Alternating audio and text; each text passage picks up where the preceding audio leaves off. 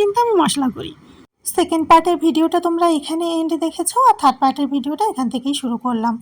তো ওই ভিডিওটাই তোমরা দেখেছো যে আমি ব্যালন চাকিতে বসে আদা বাটছিলাম।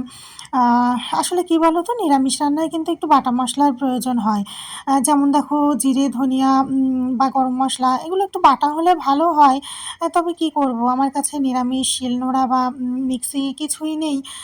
তো সে কারণে আর কি জিরে, ধনিয়া, গরম মশলা এগুলো গুঁড়ো ব্যবহার করছি, আর আদাটা ওরকম কুচিয়ে কেটে ব্যালন চাকিতে বেটে নিয়েছি।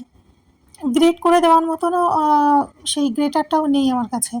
আমিষ রান্নায় দেখবে পেঁয়াজ, রসুন, টমেটো এগুলো কিন্তু কুচিয়ে কেটে গ্রেট করে বা হামানদিস্তায় ছিঁচে দিলেও কিন্তু রান্না হয়ে যায়। কিন্তু নিরামিষ রান্নাগুলোতে কাজু, কিশমিশ, পোস্ত এগুলো তো একটু প্রয়োজন হয়। আর এগুলো তো অবশ্যই মানে বাটাটাই প্রয়োজন হয়। তো কীভাবে বাটবো? ওই কাজু, কিশমিশ আমার আলুর দমে দেওয়ার প্রয়োজন ছিল, সেটাও আমি কিন্তু ওই ব্যালন চাকিতেই বেটেছি। ভিডিওতে তোমরা যে কয়েকটা বাসন রান্নায় ব্যবহৃত দেখছো, এছাড়াও আরও কয়েকটা চারপাশে আছে, যেগুলো মানে ভিডিওতে ওঠেনি, ক্যামেরা স্ট্যান্ডে সেট করা তো সেজন্য। তো এর মধ্যে থেকে বেশিরভাগটাই জানো তো আমি অনলাইন পারচেস করেছি। আর কিছুটা কলকাতায় যখন গিয়েছি তখন ওখান থেকে দু একটা নিয়ে এসেছি। আর এখান থেকেও কয়েকটা কিনেছি দোকান থেকে। তো তার মধ্যে থেকে একটু প্রবলেম হয়ে যায় এই ভোগ বানানোর সময় মশলার জন্য। মানে শিলনোড়া থাকলেও বেটে নিতে পারতাম, আর মিক্সি থাকলে তো কোনো কথাই ছিল না। তো যেহেতু দুটোর একটাও নিরামিষ আমার কাছে নেই, দুটোই কিন্তু আমিষে আছে। তো আমিষের কোনো কিছুই আমি ছোঁয়াবো না, কারণ অলরেডি কিচেনে মাছ, মাংস সব কিছুই হয়েই থাকে। তো নেই বলে আর কি এভাবে ম্যানেজ করছি। শাড়ি পরে আজ বোধহয় আমি প্রথমবার এত রান্নাবান্না করছি। মানে এত গরম, আর তার উপরে আসলে শাড়ি তো সেভাবে পরতে পারি না, আর পরে অতটা সত্যি বলতে কমফোর্টেবল ফিল করি না। এদিকে রান্না হচ্ছে, পাকা তো চলছেই না। তোমরা কে কতটা ফলো করেছো জানি না। মানে আমার গলার কাছ থেকে কিন্তু বেশ প্রায় সময় ভিডিওতে দেখা যাচ্ছে যে হালকা চিকচিক করছে। চিকচিক করছে তার মানে হচ্ছে ও জায়গাটা অলরেডি আমি ঘেমে গেছি। কী করব, এই যে সামনে দুপাশে দুটো উনুনে সমান তালে হচ্ছে তার একটা ভাব, আর এদিকে সব কিছু আটকানো। আটকানো কেন বলো তো? মানে ব্যালকনির ওপাশটা একটুখানিকও খোলা থাকলে কী পরিমাণ যে হাওয়া ঢোকে ওপাশ থেকে। আর যেহেতু একেবারে সামনেই নিয়ে বসে আছি, তো হাওয়া ঢুকলেই আর কি উনুন সব বন্ধ হয়ে যায়, মানে নিভে যায়। তো সেই জন্য আর কি বাধ্য হয়ে অফ করেই বসতে হয়।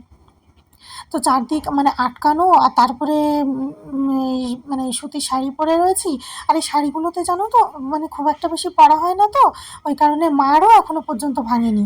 সেই ২-২.৫ বছর আগেকার শাড়ি এগুলো, সব আমার এই বিয়ের দিনে যে প্রয়োজন হয় না, সকাল থেকে সবাই পরে।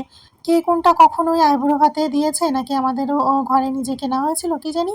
আমি এখানে মাত্র দুটো কটন প্রিন্টেড শাড়ি নিয়ে এসেছি, আর আনিনি। আর জানি যে পরবো না, পরা হবেও না, ওই জন্য আনিনি। তো এই দুটোই আমি প্রয়োজন হলে এই দুটোই পরি আর কি।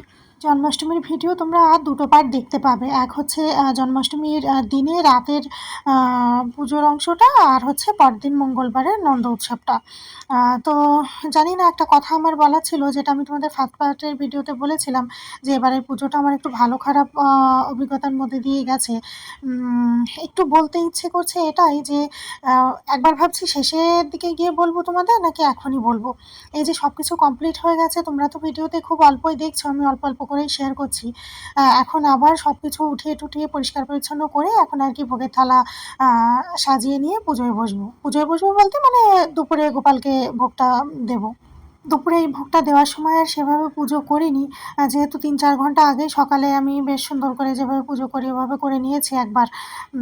তো এখন নর্মালি ভোগটা দিয়ে একটু আরতি করে ওই শর্টকাটের মধ্যে করব, কারণ এদিকে অলরেডি মণ্ডলমশাই এসে ঘরে বসে আছে। দুপুরে ওকে লাঞ্চ টাইমে ও এসেছে, এই গোপালের ভোগটা গোপাল আর কি সেবা করবে, তারপরেই আর কি প্রসাদটা ওকে দেবো, কারণ আমি তো আর রান্নাঘরে রান্না করতে যেতে পারিনি। তো কথাটা হলো এটাই যে মানে পুজোটা আমার ভালোভাবে সুষ্ঠুভাবে সম্পন্ন হয়েছে ঠিকই, কিন্তু মনে না কোথাও হলে একটু হলেও আমার একটু চাপা কষ্ট থেকে গেছে। কি জানো তো, শরীরের কষ্ট তো দূর হয়ে যায়, মনের কষ্ট কোথায় যাবে বলো?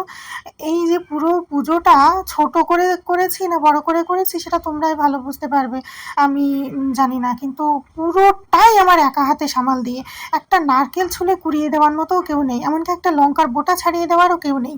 তো পুরোটা সব কিছু একা হাতে সামাল দিতে গিয়ে আমার যে কী অবস্থা হয়ে গেছে সেটা আমিই জানি।